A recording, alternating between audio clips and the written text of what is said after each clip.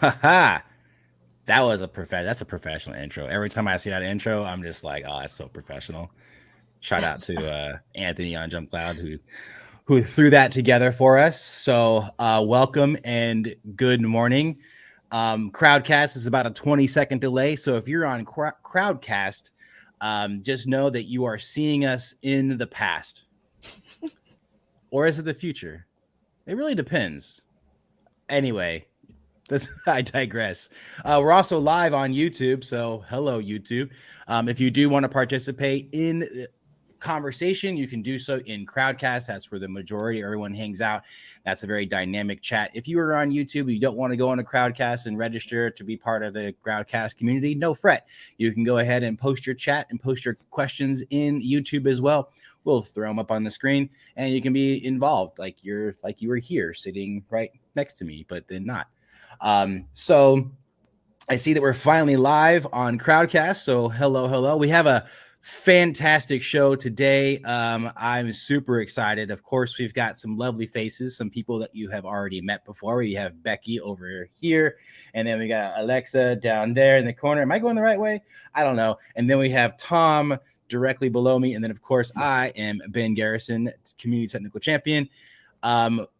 This is going to be a lot of fun. So today we're going to talk about the SME IT trend report that came out for Q2. Tom is going to lead that conversation, so feel free to ask questions. We also have a community update in Spotlight, some brief updates from Alexa on our meetups, and then we're going to talk about some very exciting minor releases from the JumpCloud platform that I am actually super excited about that you probably didn't realize that slid under the cracks. And then, of course, we're going to hit up with the IT trending rapid fire hot seat, which is going to be so much fun. We got a couple of good ones in that one. So hope everyone has their coffee and or water. I'm drinking water out of a pink cup because I didn't want to clean a cup. I'm just going to be real, keeping it truthful here. And the also water tastes the same. So. No, it doesn't. It just tastes more refreshing. I feel like it tastes like strawberries or watermelon. Respect. I'm just going to drink coffee out of a black cup because it matches my soul. So, hey, we're all wearing black today. Speaking of that, yep. It's Black Friday. Coordination.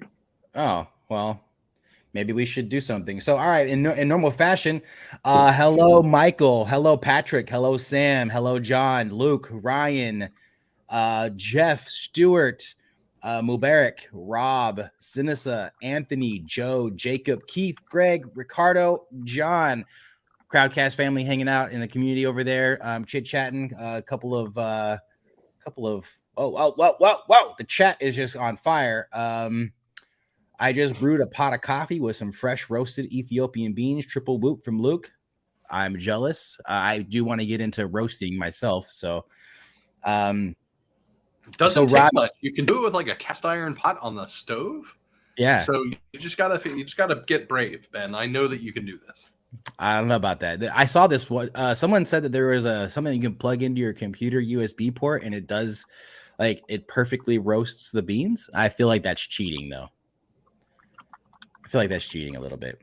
But Rob says he watches in Crowdcast and YouTube, which is fine. Cool. I don't know what just happened there. Was that me or was that, I don't know. Something just happened. I had a weird static feedback. There are JumpCloud hats. There are JumpCloud hats, Luke. In fact, I revealed the shaved head. Hello, everybody. So the JumpCloud hat, and I have the snapback undone so I can put it over the headphones. That's a pro tip, life hack. If you don't know any better, then now you do. And then, yeah. That's it. I pay others to roast my coffee. Yes, we still need to get the JumpCloud IT roast brand. All right. So enough of that. Welcome everyone. I'm super excited. Let's kick it off and let's go ahead and send it over to Tom. And we're going to talk a little bit about the recent IT SME report that just came out. So I was going to say, if you haven't yet read the IT SME report, hey, great, that launched on Wednesday. We released it at our big events at London Tech Week. And we had an awesome team out in London for the week, talking about JumpCloud, talking about remote workforces, talking about mental health, talking about all sorts of IT matters. And all sorts of great ways to work in teams remotely, in hybrid environments, in offices, all of those different environments. So take a look at our IT trends. One of the things that I thought was really, really interesting associated with all of this is that, and it shouldn't be a surprise to anybody, but security is the biggest concern this year. No question. 60% of our respondents said that security was their number one concern, followed by device management at 48% and migrating all workers to fully or partially remote at 48%. Both of those things were, top of mind for almost half of our IT admins at that point. One of the other great areas, though, was how we balance security and user experience. We recognize that there's a trade-off. Right? Like 2/3 of respondents agree that adding security measures for devices generally means a more cumbersome user experience, which is a 10% increase year over year when we first asked that question last year. So if we think about the trends that are out there, we've got to figure out how we balance security with user experience, right? Like some tools are really great at making you secure. I think of here like firewalls and MDM and all sorts of other things like that, but they come at a user cost, right? You turn on the firewall and suddenly the dev can't even talk to his own local development environment in some cases. So you've got to make sure that you've got good user experience when you're using these kind of security products. So as an admin, that's an area of focus that we are seeing in our trends report. I thought it was really interesting that there was a difference in how our admins from the US see things as opposed to our admins from the UK. Our UK colleagues are maybe a little bit more unhappier in their job, and they see a lot more challenges that are out there.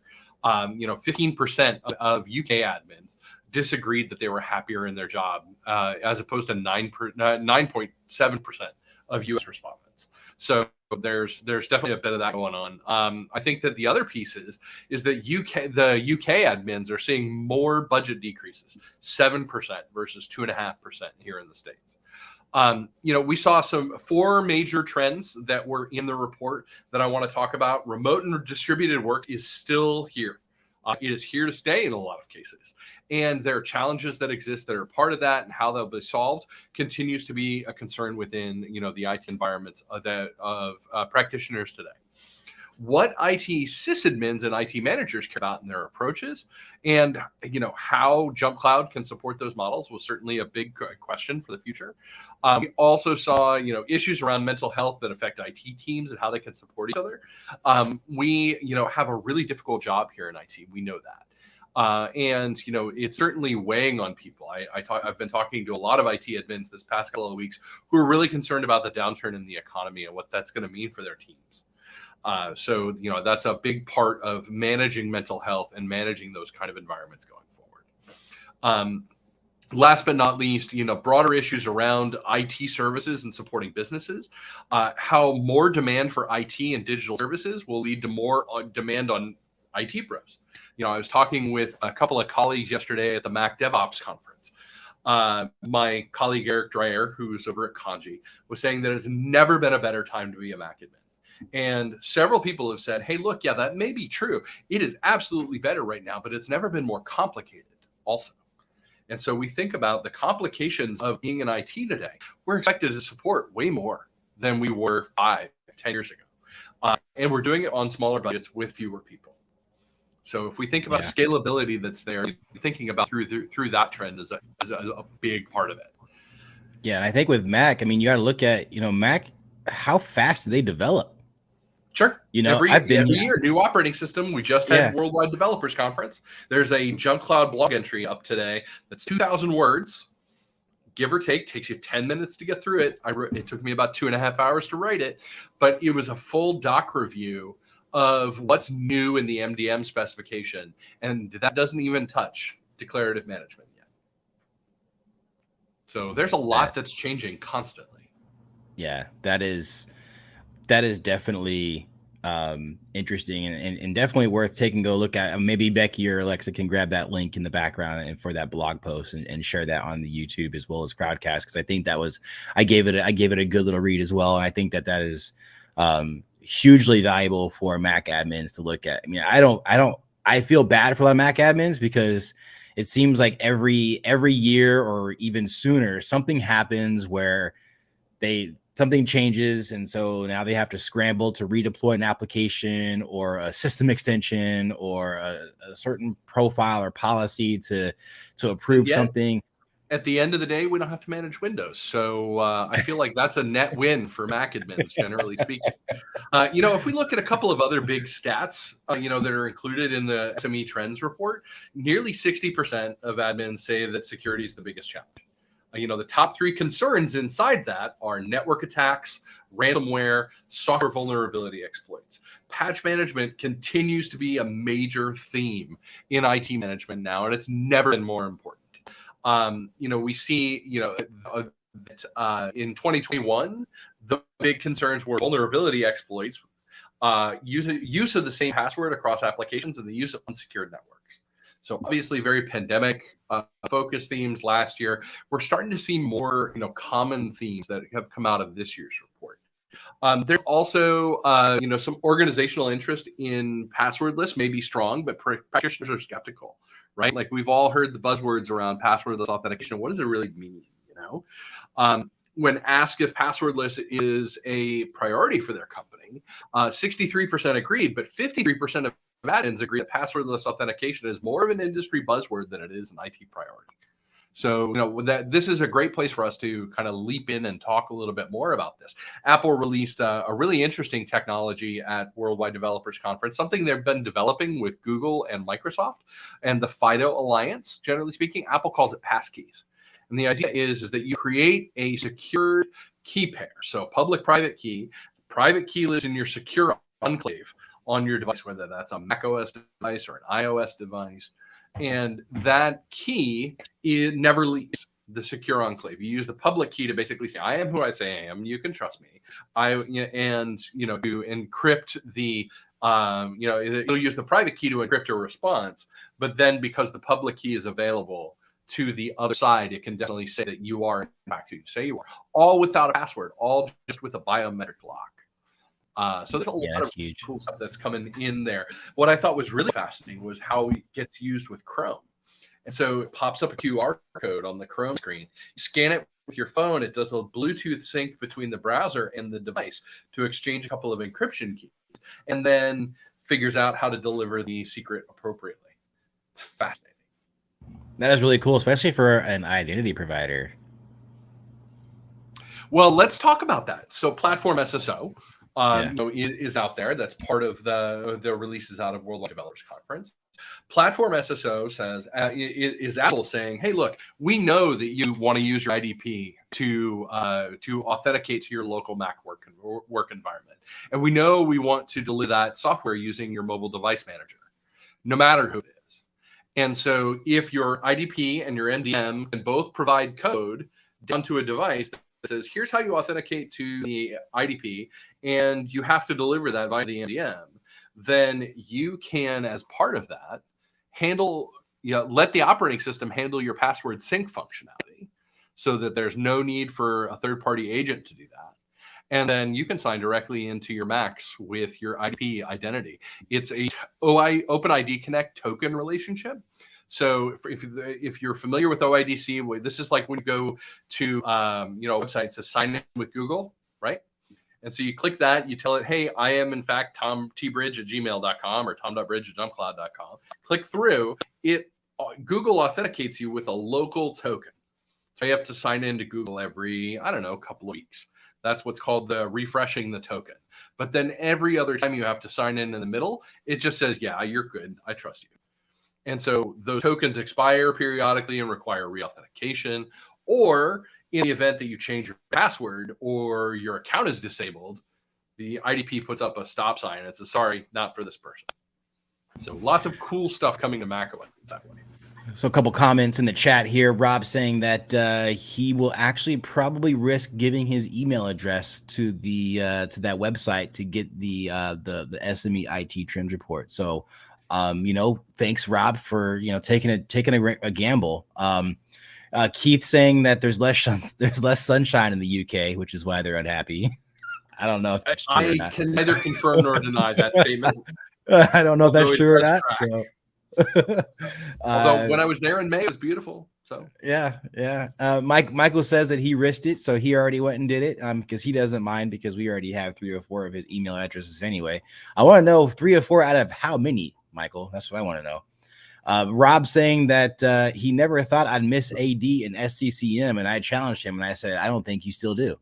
I think you still. I don't think you do miss them. So you'd be correct.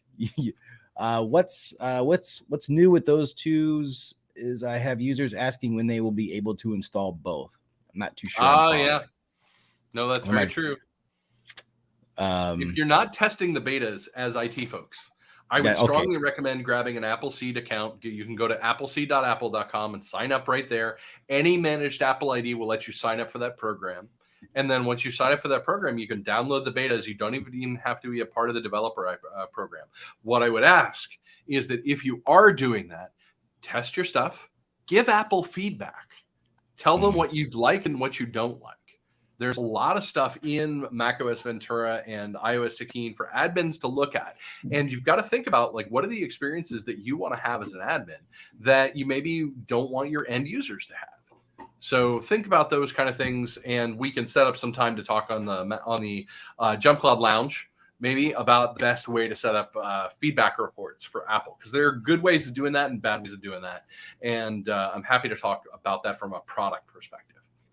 Yeah, so if you're not part of the JumpCloud Lounge, go ahead and join the JumpCloud Slack Lounge. Great place to hang out and talk to myself. I mean, obviously, and then Tom is very, very active in there.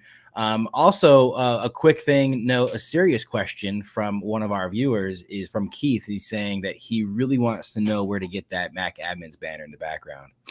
It is not currently for sale. However, the Mac Admins Foundation can talk to me over in the Mac Admins Slack on the Mac Admins Foundation channel, and we'll talk about that. All right, there you go. A path for glory. Future swag opportunity for the community.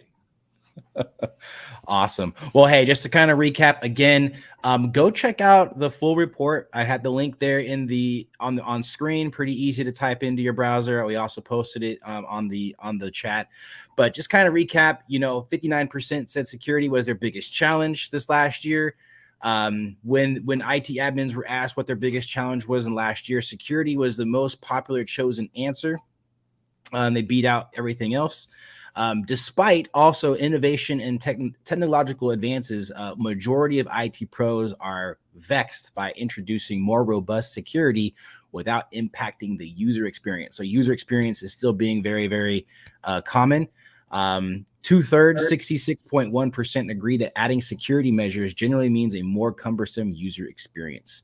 And also 48% report migrating users to hybrid work continues to be a major challenge. So those are just some of the key bullet points that I picked away from the SME IT report, but it's a very lengthy report with a lot of questions about finance and budget and all this kind of crazy stuff. So go check it out. I thought it was fantastic. It's a great report. We do it every quarter. So always stay tuned for that and watch for those reports. So any last final words, Tom, before I let you go back and start developing some great things for JumpCloud?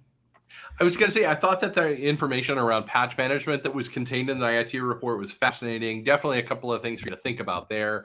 I thought it was awesome that 80% of respondents are confident in their abilities in their organization's patch management strategy, which is awesome because patch management is the most important thing that you can do to keep yourself safe in a very difficult world.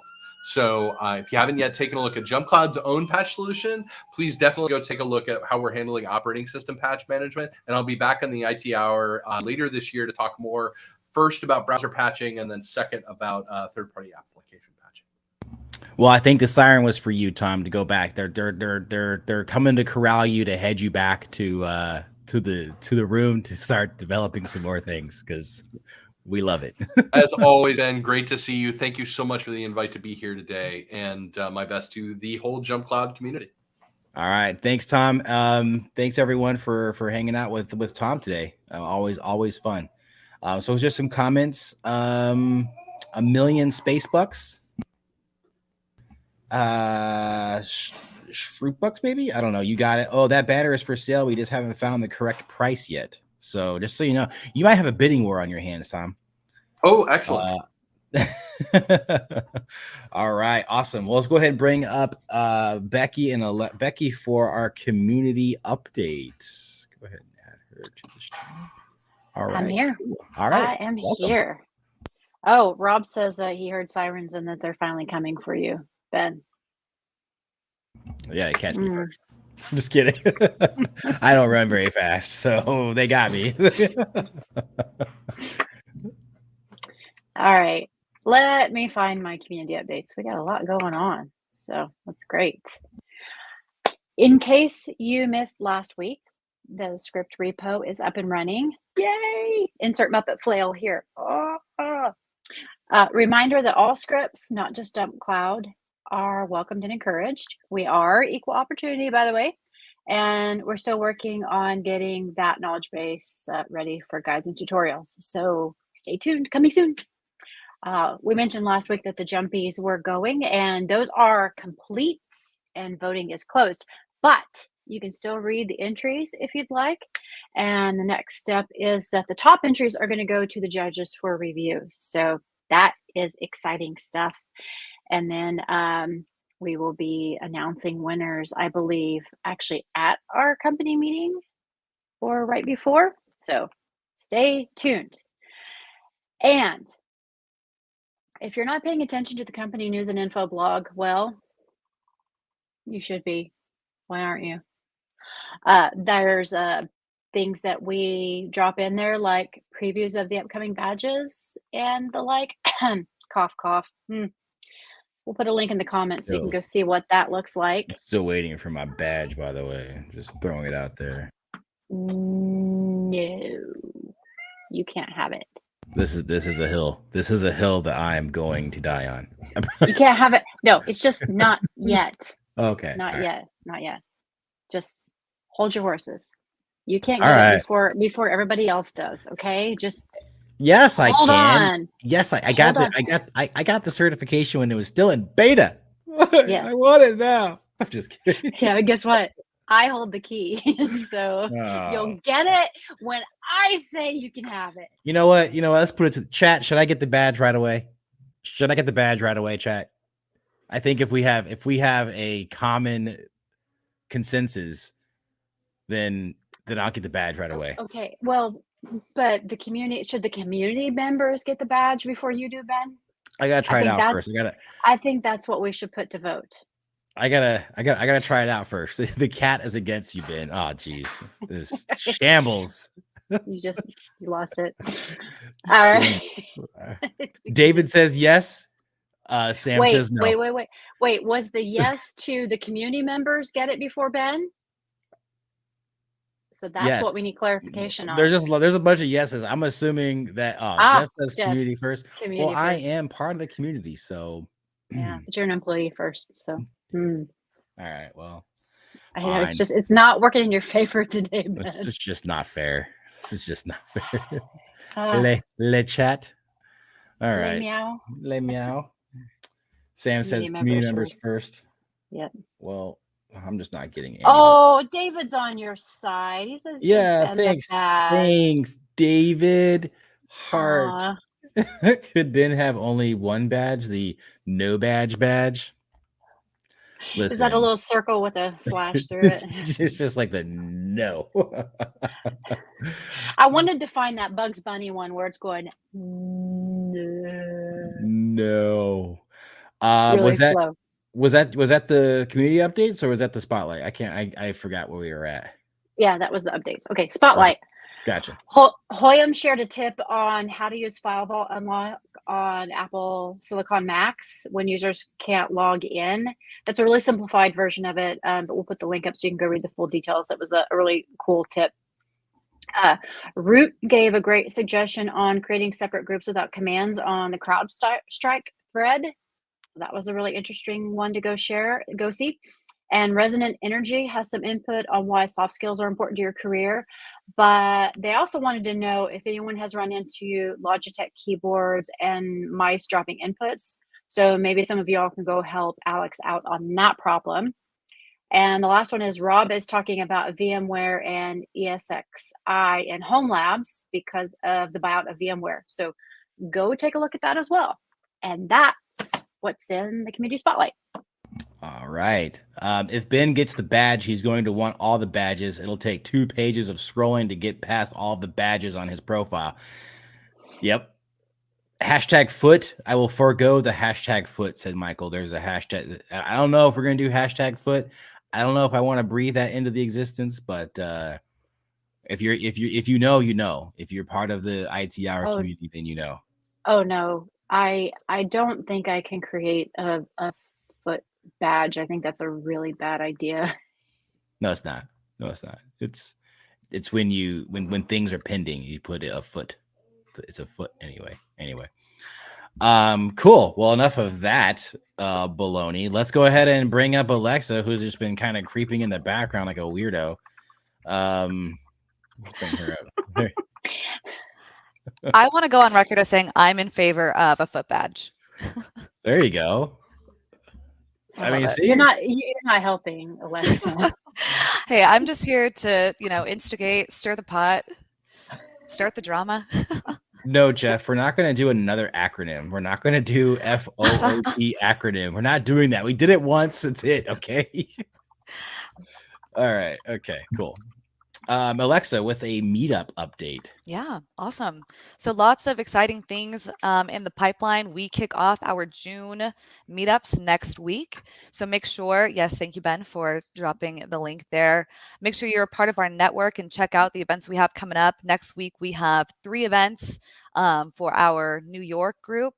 And then we're trying something new next week. We're doing some network events. So if you're in California, then you're going to be meeting with all of our California groups. We combined our LA, San Diego, and San Francisco group. So that's going to be one big meetup, and I'm super excited. And same with Texas. So if you're in our Austin group or our Houston group, that is going to be one meetup as well. So I think it'll be a good opportunity to, expand networks even more and just meet with more people. So as far as topics go, we had such great conversations last month about a day in the life that we're kind of keeping that theme going. So we're talking about overcoming obstacles this month because we found some really awesome common themes coming out of last month's chats. So we wanted to talk about how we address those and come up with solutions, share how we overcome those.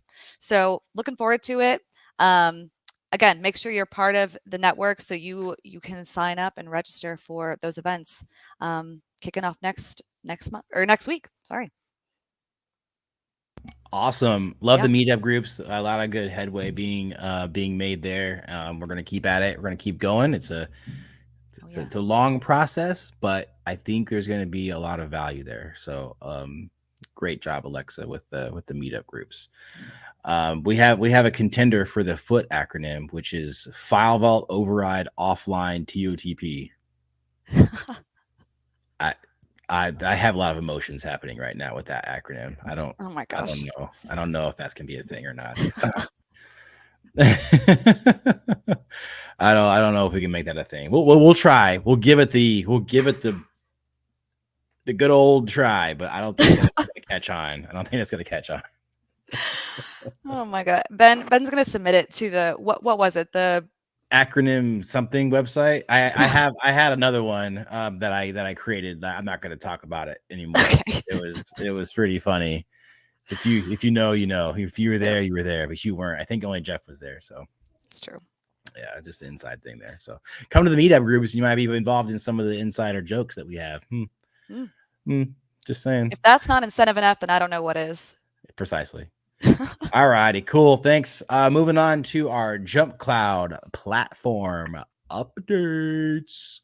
we got a couple of nice ones. These are minor releases. These are the ones that don't get all the fanfare of like a go-to-market and press release and all that kind of good stuff. But for people like all of our IT admins and for myself, these are really cool quality of life and updates that come out that just sometimes sadly kind of slide under the radar.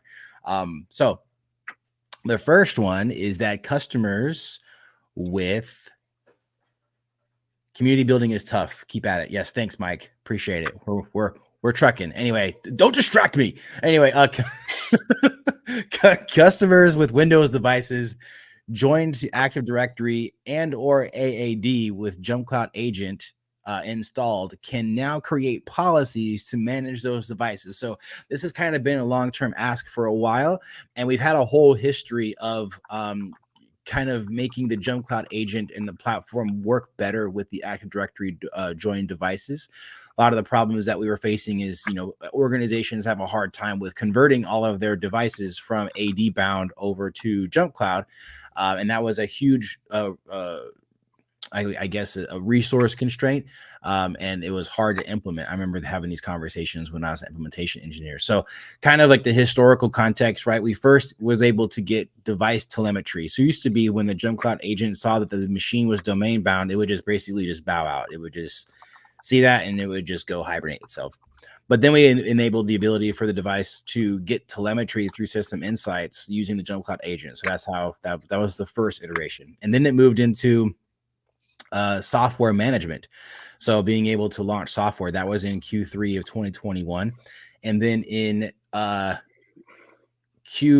of 2021, we launched the leverage the value of the JumpCloud commands. So you can actually push commands to those devices. Q1 of this year, patch management works on domain bound devices. And then now what we currently launched is you can also deploy JumpCloud policies. So cloud-based GPO type policies on your devices. Now they don't work in conjunction. So if you have two of the same policies, one GPO and then one from JumpCloud, you're going to have a conflict there. And then coming up in the next iteration of this is going to be manage users with JumpCloud. I don't know how that's going to work, but it'd be interesting to find out. So that's going to be the next iteration. So wait, AAD, and JumpCloud? Yes, that is too much Kermit flail. I don't know what that means. Admin, Kermit flail. Is that like wacky waveable inflatable tube man? I don't know. I don't know. I think I win on the inside jokes. I was called the hot chick on the internet department over the phone, as apparently I sound like a woman on the phone. Well, Brandon, that is a good trophy to have, I guess. I don't I don't know. Let's see. Okay, cool. All right, moving on. This one is actually really cool. This one just came out. This one, well, they're all really cool, but this one has actually really caught my attention. iOS supervised policies. So for instance, you can block AirDrop, add VPN configs, block iCloud Drive, block screen time, and many, many more policies. So if you go onto the admin panel, I'll wait. Everyone go to the admin panel. If you have a JumpCloud admin panel, if you don't, sign up for a free one. So you can go ahead and see what this is. If you go to policy management and you type in supervised iOS restrictions, you need to have iOS 13 is required and device enrolled in auto enrolled devices. So you can actually now have a lot more iOS supervised policies for your mobile devices. And that is huge. Do I have it? That was quite an internet points loss for Ben there. I think I'm negative balance by now. I'm pretty sure I'm in the negative. Does he even know what the fox is? Okay, anyways, moving on. See, did I get some points back? Anywho, this one's actually also really, really cool as well. App notification settings for Mac OS and iOS. So JumpCloud admins, you can now provide notification policies for application bundles so your end users do not have to configure notification policies for certain applications. You can find these settings under the notification settings in both the Mac and iOS policy management screens. So each one of them has specific settings for the platform. For instance, on iOS, you actually have settings to allow the notifications for CarPlay. So from my understanding, and I could be wrong since I haven't had a chance to fully test this, you will no longer need to have a custom profile to enable the JumpCloud Tray app bundle for notifications. You can simply target the JC Tray app bundle, which is com.jumpcloud.jcagent-tray, and configure the notification settings within the policy. So really cool. So instead of managing all of the notification policies or notification free applications, you can just distribute a policy for that application, and now you are managing the notifications on an per application basis. That was interesting. Okay, so are there any policies on Mac OS that require supervision? Well, you can push MDM profiles that can be user approved. And then that way it's MDM'd. But yeah, fingers are crossed that API changelogs are part. Look, I'm gonna have nightmares about API changelogs.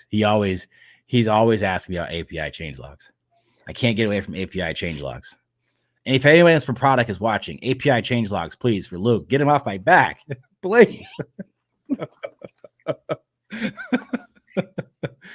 Anyway, moving on. Any other comments? No questions? No YouTube comments? All right. Luke says, don't hurt me. Don't worry. I won't hurt you. Even though apparently I can run really fast now because I have the shaved head and it makes me more aerodynamic. So Luke, he hasn't hurt you yet, but there's still the hot seat coming up. So the hot seat's a good one. I would say when the time is right, I would turn your volume up. Is that a replacement for the JumpCloud agent permissions configuration profile? No. I think that's different. Still light years beyond any changelogs Apple releases. Thanks, Rob. All right, here we go. The IT hot seat rapid fire. Mirror reverse bin just appeared again. Wait, what? Because of my head, my mirror. I am gonna shave it and I think make it nice and shiny. I don't know. We'll see. I want a shiny head. We'll see. Okay, so he haven't been here for the IT hot seat. It's a rapid fire round. I talk about some IT trends and some updates that have happened in the news in the last week or so, and we just make funny comments about that. And we have a quick competition to see who has the funniest comment of them all. And if you have the funniest comment of them all, you can win a $25 DoorDash gift card so you can get some num-nums during the week. And I love num-nums because I'm always hungry. Rob, at least they have some change logs and not enhancements to improve system improvements. Anyway, first up, Microsoft Defender extends malware protection to Mac OS and Android for a price, according to Ars Technica. The Microsoft Defender antivirus product built into Windows 10 and 11 is generally good enough to detect and remove malware that most people don't need to pay for a separate antivirus product, me included. Today, Microsoft is extending the consumer version of the product called Microsoft Defender for Individuals. The new app will provide malware protection for multiple operating systems and security tips and the ability to check on the protection status of all devices signed into your family's Microsoft account. It's available now for Microsoft 365 subscribers and will run on Windows, Mac OS, iOS, iPadOS, and Android devices. This new Defender software is an offshoot of Microsoft's Defender product for businesses, which offers anti-malware protection and centralized monitoring for IT admins. The Defender app supports different features on different operating systems. On Mac OS and Android, it provides real-time malware protection. On Windows, it doesn't include this feature since the Defender antivirus software is already included by default with all installs of Windows 10 and 11.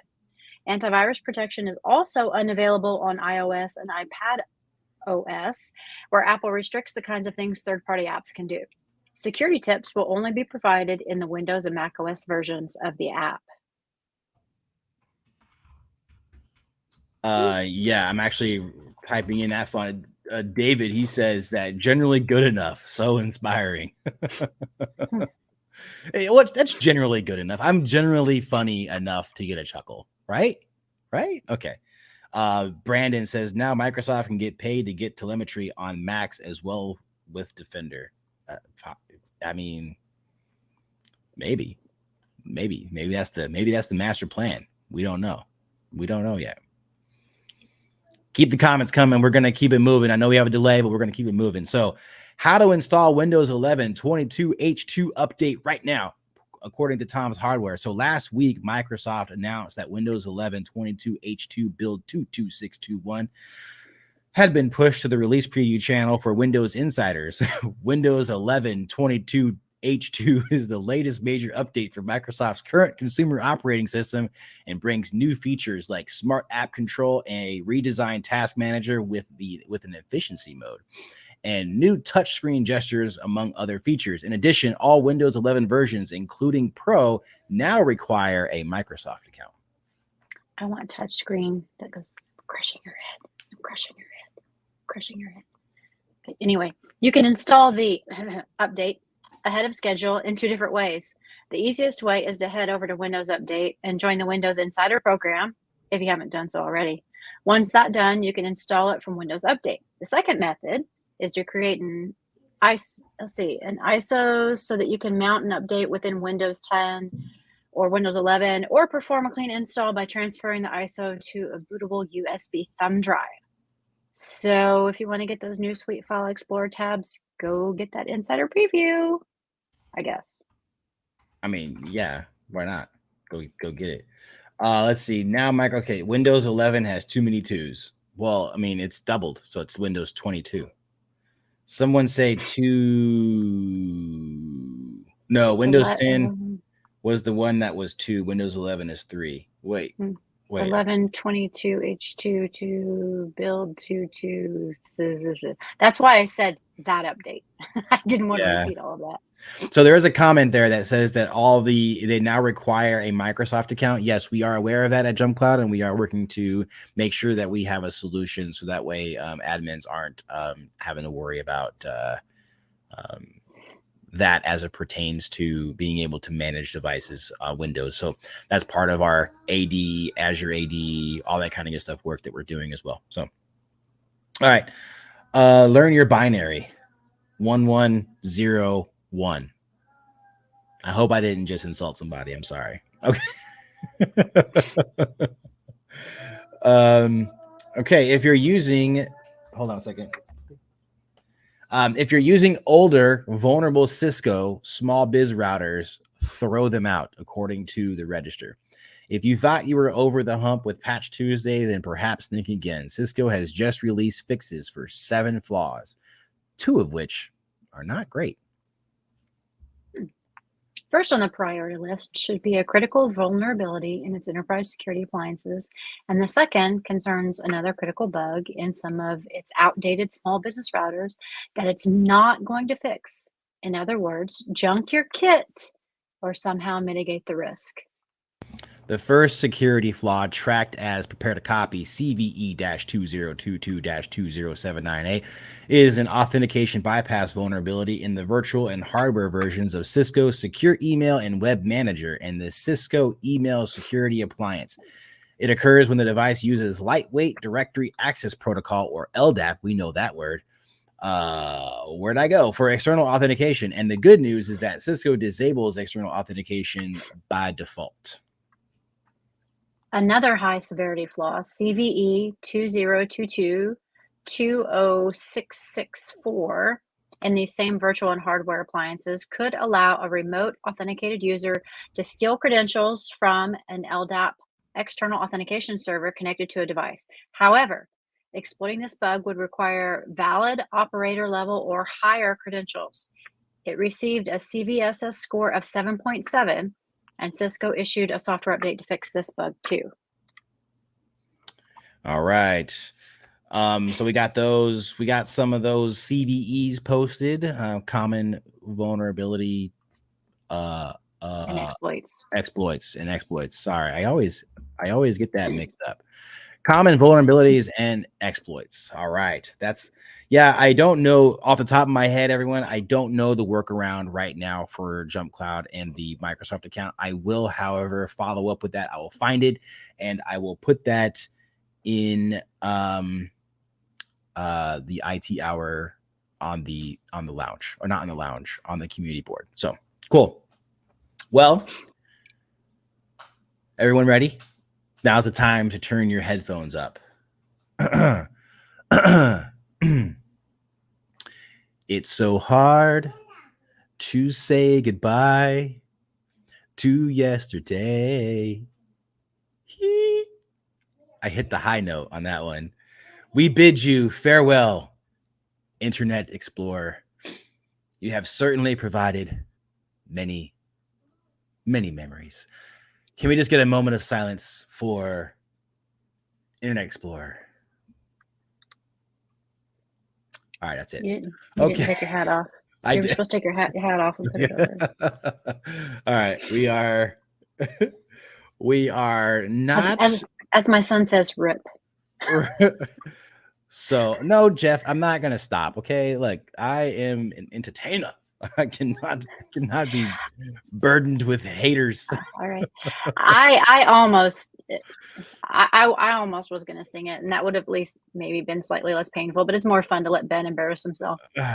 Yeah, Internet Explorer was the perfect way to get other browsers downloaded and installed. Perfect.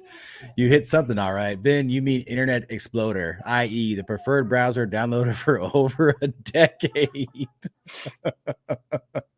Unless you're on Windows Server and you had to go in there and disable IE security features. Otherwise, you couldn't literally get any website. I liked IE5 for the Mac, says Rob. All righty. Well, Alexa, I hope you got some of those because those were funny. Those were good. Okay, so next up, hackers based out of China exploited critical security vulnerability in Sophos firewall, according to the IT security guru.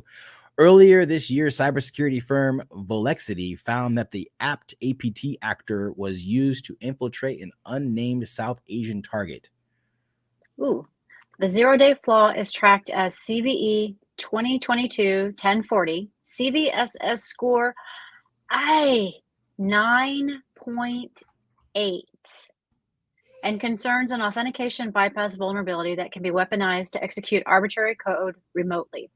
The flaw affects Sophos firewall versions 18.5, MR3, 18.5.3, and earlier. So if you're on that firewall version, you should probably go take a look at that. So yeah, 9.8 is an ouch, John, but that's not a good. Brandon did give me a shout out for no, wait, who said that? Someone said it. No, David said clever redirect to the community board. Thinking I'm always ahead of the game. The latest iteration of Edge is solid. You know what? I'm going to say right now, I use Edge. I think it's great. It's based off of Chromium. So if you use Chrome, not Edge, you're sleeping. I'm just saying. Anywho, moving on. And also, in case anybody was wondering, leaked benchmarks confirmed that the M2 chip is up to 20% faster than the M1 for the first time ever. According to Mac Rumors, Apple's new M2 chip is up to 20% faster than the M1 chip when it comes to multi-core performance, according to leaked M2 benchmarks from the upcoming 13-inch MacBook Pro that were discovered on Geekbench today. Hang on, I lost my spot. The M2, which runs at 3.49 gigahertz compared to 3.2 gigahertz for the M1, earned a single core score of 1919, which is roughly 12% faster than the 1707 single core score of the M1 13-inch MacBook Pro. The M2 earned a multi-score of 8928, up about 20% from the 7419 score of the M1 model. As for the metal benchmark, they just kind of just drooled on myself. Gee, I lagged a little bit. As for the metal benchmark, the M2 chip scored 30,627, a notable improvement over the 21,001 score earned by the M1. The M2 chip offers up to 10 core GPU compared to the 8 core maximum of the M1. So yeah, chat is going nutty. The latest iteration of Edge is solid. Thanks, Mike, for backing me up. Woo, running 19.0. David, Edge, aka Microsoft rebranding of Chrome. Not wrong. Almost, not quite. Chromium, technically the best kind of correct. Jeff, M2 Ultra Mega Extreme Max Pro Edition is 20% faster for the first time ever. I forgot Microsoft introduces their feature set of your browser has stopped responding to the Chromium package for Edge. If we get down to it, they're all Safari WebKit. Did you guys hear that news that somebody somewhere, I think it was in the EU, was saying that requiring WebKit on applications is illegal? So interesting. Can we just skip to M2 Max and M2 Ultra? No, it has to be M2 Max and M2 Ultra Pro. Don't forget the Pro. Yeah, put the Pro in there every now and then. Chrome still destroys the M1. Chrome destroys a lot of things. Chrome, the only application that can use Photoshop for RAM. Facts. That is pretty bad. And then Brandon again with the M2 Ultra Elite Pro Remix Ultra Collectors Remastered Deluxe Edition. Okay, we get the point. All right, so we're gonna go ahead and start adding a poll. We're gonna do the hilarity poll coming up. So if you want to participate in this poll and you're on the YouTube, I need you to go to Crowdcast, and I need you to participate in this poll. And I expect to see that we have 18 people in the Crowdcast chat, so I'd expect to see 20 votes.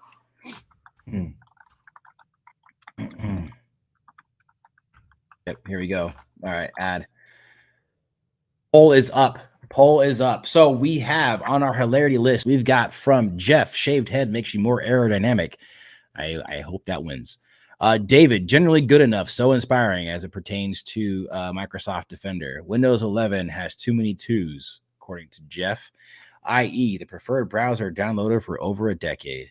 And then Brandon with the Ben, you mean Internet Exploder.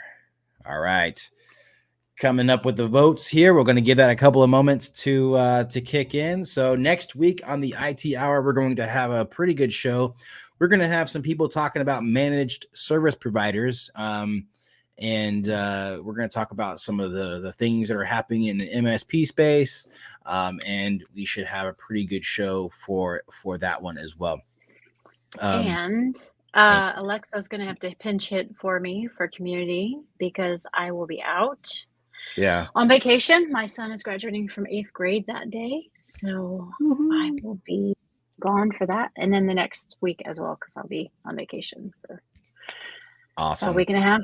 Yeah, so you'll have to listen to Ben sing again. I mean, maybe one of these days I'll sing instead and spare you, Ben, because I mean, I think they might be deserving of a break from my vocals. Keith says, heads up, there is a 7.8 CVE for Adobe Creative Cloud this past week, and he linked it in the Crowdcast chat. So let's see. Chrome still, I would say that Apple is on fire with the M2, but given the improvement of thermals since they moved off of Intel, I don't think that would be accurate. Chrome still destroys souls, so the M chips don't stand a chance. Brandon, Rob to Brandon, when do you think they're going to release a DLC for that? Okay. That was in regard to his M2 Ultra Elite Pro Remix Collector's Remastered Deluxe Edition. Heads up, there's this.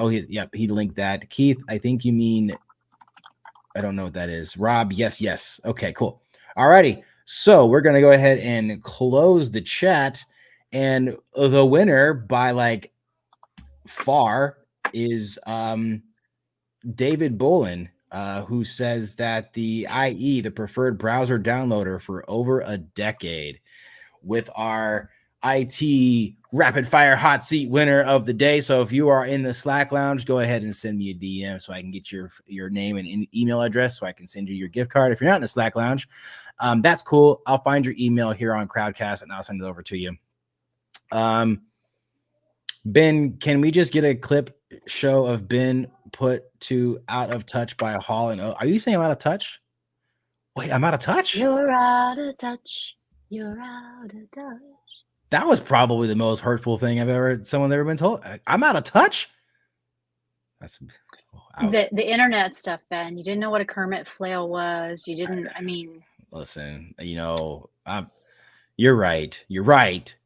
But I'm okay with this. I will support. I'm not gonna do anything about it. I'm just gonna let that send. I'm gonna let that send. So. Rob, if you want it, it's on you. Yeah. You're gonna have to make it.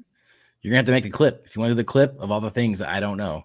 By the way, that's gonna be a long video, so you might want to put a disclaimer on that. That's gonna be like a 3-hour video on YouTube. Because you're also gonna have to screenshot things in what was it? Was it in the Slack lounge where people were like, "Why haven't you seen these things?"